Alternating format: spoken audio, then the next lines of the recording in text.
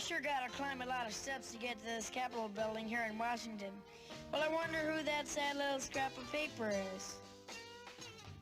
I'm just a bill, yes, I'm only a bill, and I'm sitting here on Capitol Hill. Well, it's a long, long journey to the capital city.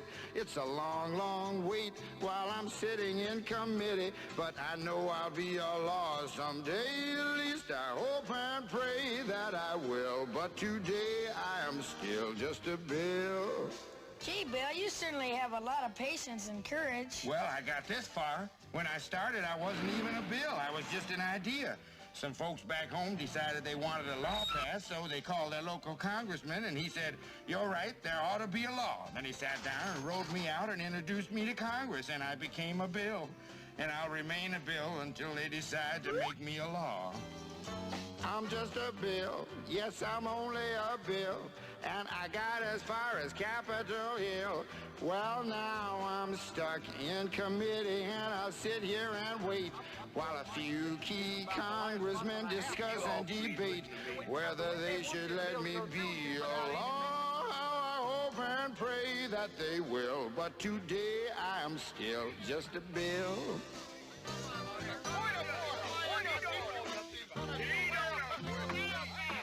Listen to those congressmen arguing. Is all that discussion and debate about you? Yeah, I'm one of the lucky ones. Most bills never even get this far. I hope they decide to report on me favorably, otherwise I may die. Die? Yeah, die in committee. Oh, but it looks like I'm going to live. Now I go to the House of Representatives and they vote on me. If they vote yes, what happens? Then I go to the Senate and the whole thing starts all over again. Oh, no. Oh, yes. I'm just a bill. Yes, I'm only a bill. And if they vote for me on Capitol Hill, well, then I'm off to the White House where I'll wait in a line with a lot of other bills for the president to sign. And if he signs me, then I'll be a law. I hope and pray that he will. But today I am still just a bill. You mean even if the whole Congress says you should be a law, the president can still say no? Yes, that's called a veto. If the president vetoes me, I have to go back to Congress and they vote on me again, and by that time you're so By old. that time, it's very unlikely that you become a law. It's not easy to become a law, is it? No, but how I hope and pray that I will. But today I am still just a bill. He signed your bill. Now you're a law. Oh, yes. Good morning, everyone. I hope you appreciated that music video, Schoolhouse Rock, How a Bill Becomes a Law. An absolute classic there. Well, let's look at the basics of how a bill becomes a law. First of all, a committee has to approve a bill before it goes to the House of Representatives or Senate. Second, the bill has to be voted on by the Senate and by the House of Representatives. They both have to vote yes in separate votes. And thirdly, they have to fix any differences and revote. Quite often, if a bill starts in the Senate and then goes to the House of Representatives, the House of Representatives makes an amendment. And then it'll have to go back to the Senate. And then maybe the Senate will make an amendment. And that'll have to go back to the House of Representatives. And they have to keep playing ping pong until they both vote yes on the exact same bill. And lastly, the president has to sign it and it becomes law. Let's look at those steps in a little more detail. How to introduce a bill. You know, not just anyone could tell Congress what to vote on. A bill has to be formally introduced by a congressman, either a representative or a senator. They have to do this by either handing the bill to the clerk or putting it in a stack of bills called the hopper. Quite often, there are multiple congressmen who co-sponsor a bill, often to show that it has broad support. You know, if you have 25 senators who co-sponsor a bill, that kind of gives a signal that, yeah, everyone wants this. If you get Republicans and Democrats to co-sponsor a bill, that kind of sends a message to everyone that this is, you know, this is not something to argue about. This is something that everyone wants, or almost everyone wants. So let's just get this done, get it through. There's a picture on page, 181? Page 181 of Congressman Richard Nixon in 1947, as a very young man, Richard Nixon placing a bill in the hopper. And if you watch Legally Blonde 2, you will see Elle Woods putting a bill in a hopper. And it's kind of anticlimactic. You know, the whole movie, she's been trying to get people on her side, and then she just puts it on a stack. The end. The clerk of either the Senate or the House of Representatives gives it an official number, HR Bill 123 or whatever, and that is how the bill is called ever since then. Quite often people try to get cute names for their bills, like they'll try to get an acronym or something. Maybe you've heard of the Patriot Act, which is highly controversial, but it's called the Patriot Act, so it must be patriotic, right? It kind of reminds me of the acronym that Marvel has for SHIELD. It's like a really stupid acronym, but it stands for something nice. It's SHIELD. Okay. And then the clerk gives it to the correct committee. Sometimes when introducing a bill, they do allow the congressman to make a little speech to the floor about why they want to introduce the bill, but not always. Sometimes you just place it on a stack. Remember, there are tens of thousands of bills introduced, and the vast majority of them are going to be killed immediately. So they don't give everyone time to talk about every bill. If there's a massive bill coming up, like Biden's infrastructure bill, talking about spending trillions of dollars, I'm sure they had a little speech introducing that and its importance, but not on most bills. And then when it goes to the committee gets to deliberate and talk about it. Quite often, the committee then gives it to a subcommittee. And then that subcommittee debates it. They often have experts come in, like Mark Zuckerberg. We saw a picture of him the other day. Mr. Rogers, doctors, scientists, lawyers. They quite often have lawyers come in to talk about the legal ramifications of this new proposed law. Is this law even legal? What have past laws said about this? Laws can be very complicated, and congressmen don't always know every little detail, so lawyers come in and make the legalese all perfect and whatever. They often hold public hearings where individuals from the public can be scheduled to talk about it. When I say public, I don't mean any Joe Schmo off the street. You usually have to be invited to this. It means more like civilian hearings. Usually those public people are actually lobbyists. So, for instance, if they're writing a law that concerns dairy farmers, a dairy farmer association might pay a lobbyist $1 million to go to Congress and say, well, this is what the dairy farmers think. And they argue for their people. The subcommittee often rewrites the bill completely, often makes a ton of amendments or just fixes up the bill to the way they like it and then vote on it. If they vote no, it's dead and it's gone. Which means if you introduce a bill to Congress, it is possible that it goes to a subcommittee with 10 people on it. And that means if you introduce a bill to Congress, out of the 435 congressmen there might be 5 or 6 who kill the bill, and then it's done. So that is a lot of power in some of these subcommittees. But if it passes, it goes to the whole committee, and the whole committee has public hearings and has debates, and they talk about it, and they have experts come in, blah, blah, blah, and they make whatever amendments they want, and if they vote no, it's dead. And if they vote yes, it goes to the whole Senate floor, or the representatives floor. And that's called the full chamber vote. Once the committee votes yes, the whole chamber gets to do a lot of the same thing, usually not nearly as much time, though. They usually have a much shorter time for debate than the committee has. They get to hear the law. They get to debate on it between themselves. They get to bring people in if they want to. And then finally, they get to choose whether they want to vote or not. And then, you can vote on whether you want to vote. We'll talk more about that in a minute. I have a video. And then finally, they vote. Quite often during the debate, they change the law, sometimes dramatically, and usually, almost always, if the whole chamber changes the law at all, they give it back to the committee, and the committee gives it back to the subcommittee. They go through the whole process again, and it finally makes its way back up to the full chamber to vote again. So as you see, sometimes a very, very simple law that has broad support could take 9 months to get from introduction to actually pass, which people go, why? Hey, I can recall being in a teacher meeting back before I was an administrator, 2 hours talking about what the definition of sneaker is and what the definition of casual shoe. And I'm like, I do not care.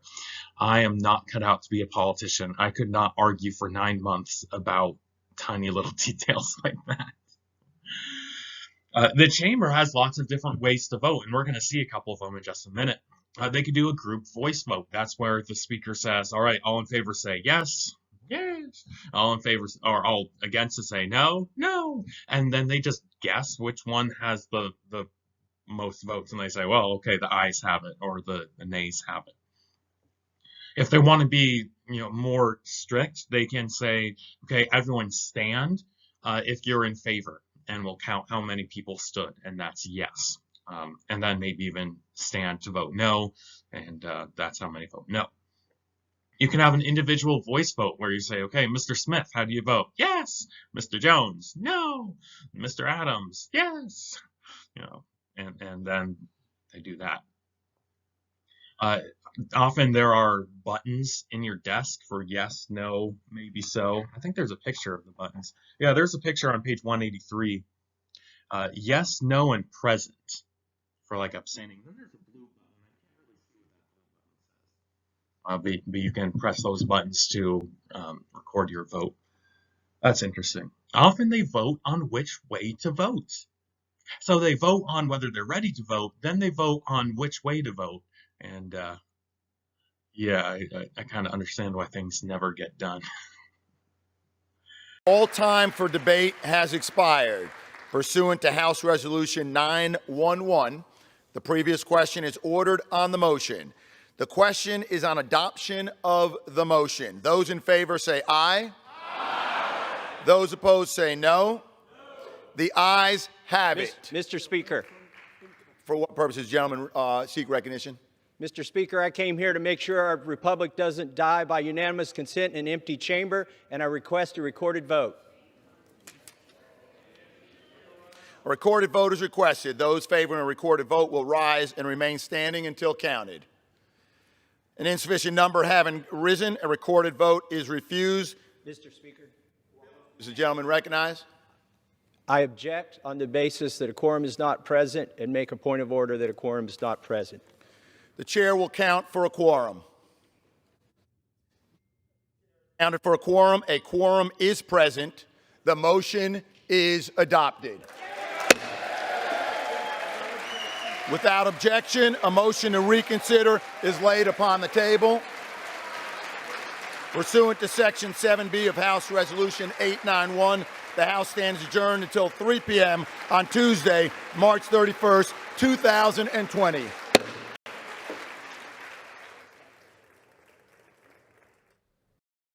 Well, that was pretty cool. I trust you saw in the corner said C-SPAN. That is the Congressional News Network that has its stuff online for free. You can often stream it live. In fact, right now, they are streaming the contempt of Congress vote for what's his face. I said Bill Barr the other day. That wasn't him. Steve Bannon. Steve Bannon is he was arrested by the FBI early this morning. And during his arrest, he did a little plug for his podcast. Like, he's being arrested by the FBI, faces 2 years in jail for disobeying Congress, on top of any other charges that they might find him guilty of. And while he's being drug off to jail, he says, hey, everyone, watch my podcast later today. Like, that's kind of ridiculous. Anyway, you can watch that on C-SPAN Live. You can watch all sorts of stuff on C-SPAN Live. I will say, when I was looking for a vote to download and put in this PowerPoint, the first 20 options were 3 hours long. I'm not going to do that. So I did Facebook or YouTube filter less than 4 minutes and found one for you. There is a way to stall a vote. Remember how I said people vote on whether they're ready to have a vote? That's called a filibuster. When you decide to talk and talk and talk and debate and debate and debate and say, we're not ready for a vote. So for a filibuster, you need to have someone debating for so long that there's no more time for a vote. And quite often, people don't have anything actually new to say, or they have about 5 minutes of a speech ready, and then they just have the floor, and they just have to keep talking, and they could do anything they want. Ted Cruz once just read Green Eggs and Ham. He just talked about his dogs for a while. It's like, okay. I really don't like the concept of a filibuster because it allows the whole government to be shut down by a tiny minority of the people. Filibusters are used by whoever's in the minority. And in the last decade or so, the minority has changed.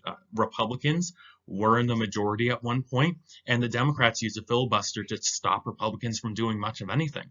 And now the Democrats are in power, and Republicans have been using the filibuster to try to stop the Democrats from doing much of anything. And that has been true back and forth for decades. The power keeps on changing. And I think it's really unfair. I've always hated filibusters. Sometimes filibusters stop something that I like from happening. Sometimes filibusters stop something that I don't like from happening. But I really don't think it's fair to the American people for the majority to not get their way. It is not fair for the minority party to stop the majority from voting on something. We're going to watch a video in 1 minute about how filibusters are broken. I think if you dislike a law that the majority of the people like, you need to convince them that it's a bad law. You need to convince the American people to vote your way, and maybe in the next election you can get the party switched. But if the people want the law, in a democracy, the people get that law. It's dumb.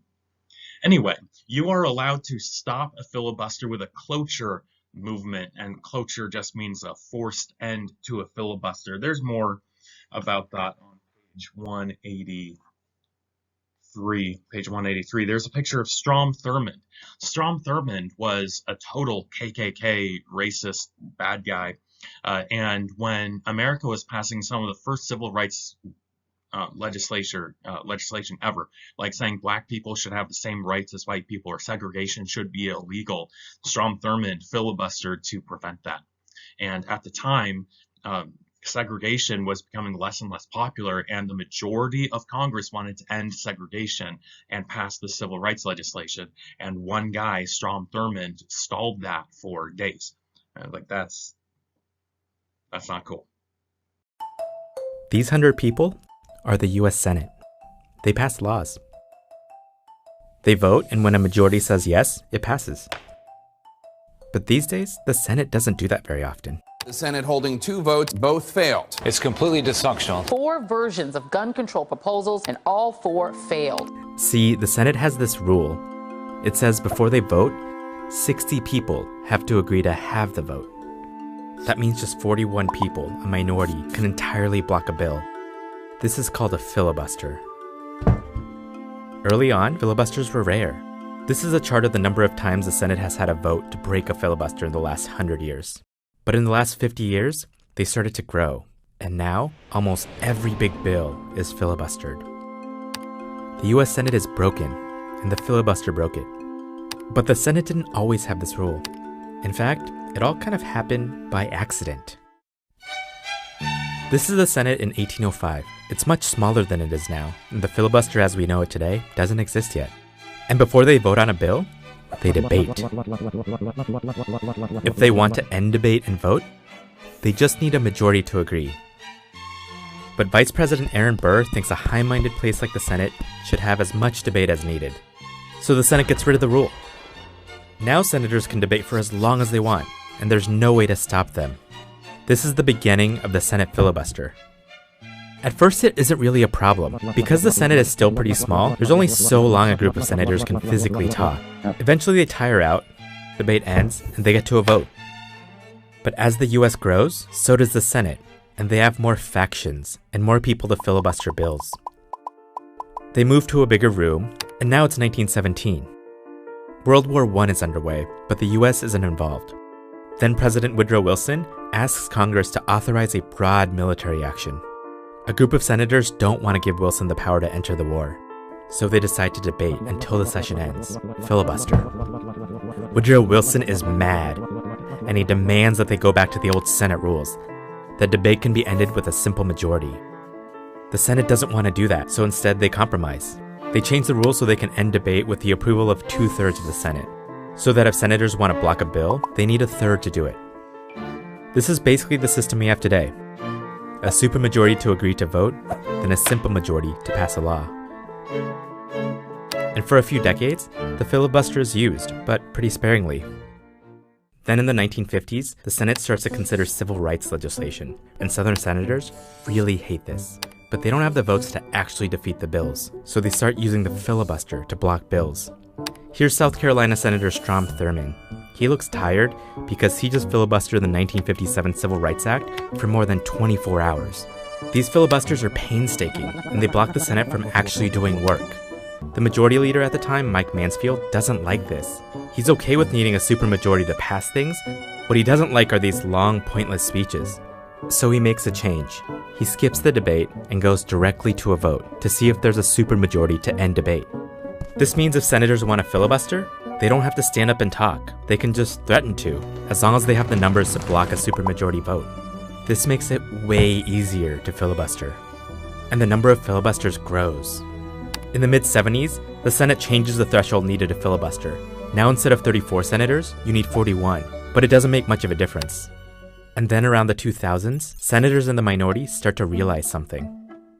They can gain more politically by fighting than by cooperating. So they filibuster everything the other party wants to do. That's what leads to this spike. Now, almost every big bill is filibustered.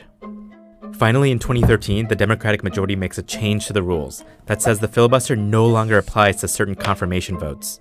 In 2017, the Republican majority makes another similar change. Both times, it feels like a huge deal.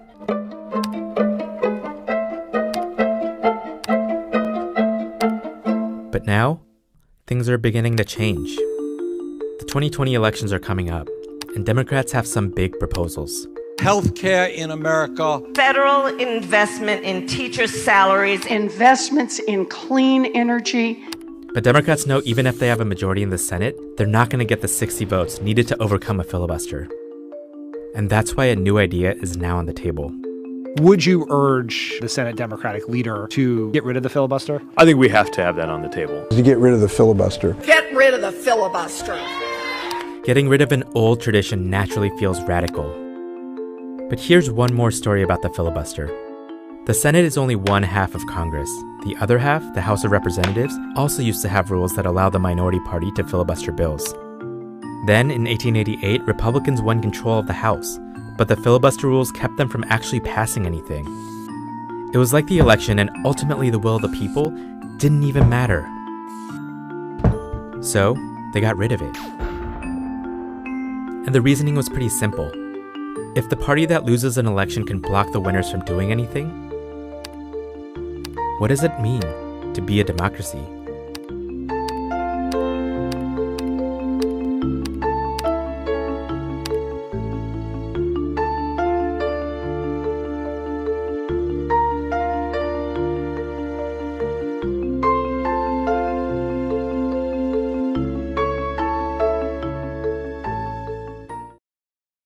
Did you see in that movie, and on page 183, this lady behind Strom Thurmond who just has this giant grin on her face? Yay, no black people in my neighborhood! Like, wow. That's awful.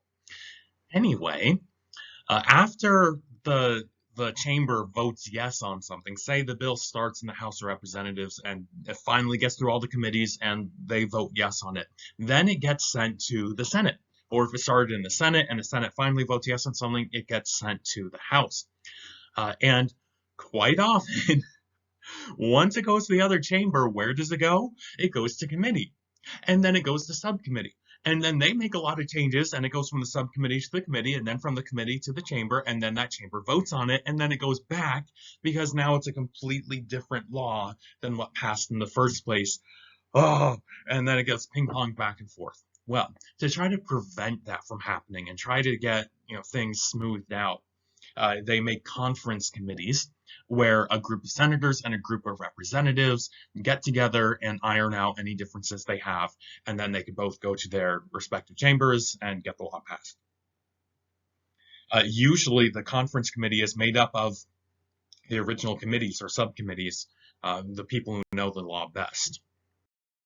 All right, so what if both House and Senate votes yes on something? What happens next? It goes to the president.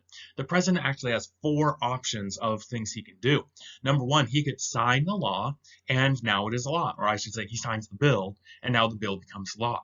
It usually is not enacted right away. Quite often it says this law will come into effect in 3 months or 6 months or next year or something, just to give everyone time to know the law and get prepared to enforce it and everything. He could veto it, and if he vetoes, the Constitution says he has to send it back to Congress with his objections. And usually the president tells the secretary or someone to write a couple pages of why he doesn't like the law. Congress can then override the veto. If they get 2/3 vote, then they could vote yes, and the bill is a law anyway, even though the president doesn't like it.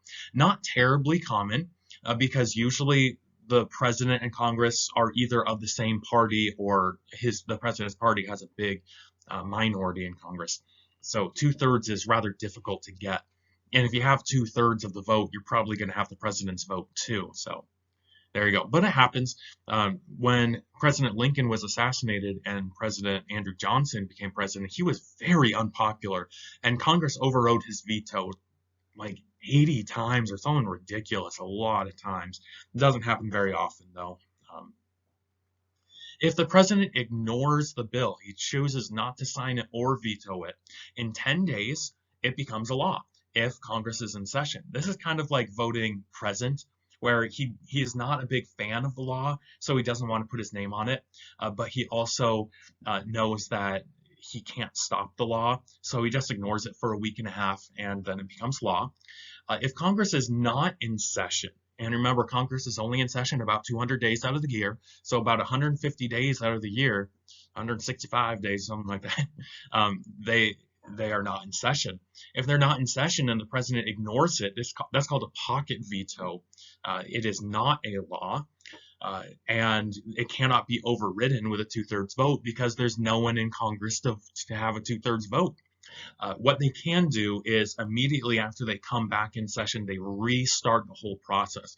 And since it's probably the same congressmen and probably their opinions have not changed, it probably won't go through committee this time. It'll just be a straight vote in both houses and then goes back to the president. And now the president has to make a decision whether to say yes or no to this law. For a very short time, the president had line item vetoes. Remember, we talked about that. A lot of governors have line item vetoes where they could say, I like the whole law except for this bit and maybe this bit over here, and then veto part of it and enact the rest of it. President Clinton used the line item veto power 82 times before the Supreme Court called it unconstitutional. He said the president has no authority to enact, amend, or repeal statutes. It's not the president's job to write laws, and vetoing some of the law and passing the rest of it really is writing a law, or at least changing the laws that were written. So he said that is blurring the lines between the legislative and executive branches, and that's not okay. So this was a very short-lived power, and we don't have that anymore. All right, guys, I hope you understand how a bill becomes a law now. Take care.